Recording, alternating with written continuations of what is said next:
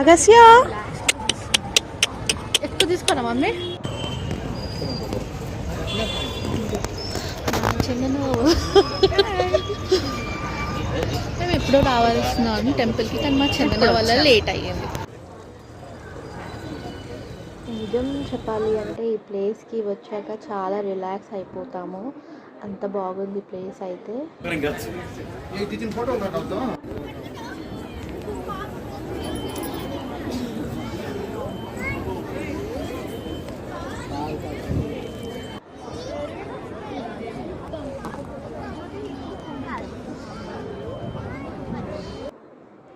ఇక్కడ మా సిస్టర్కి నేను చెప్తున్నాను, టెంపుల్కి వస్తే హెయిర్ లీవ్ చేసుకోవద్దు అని.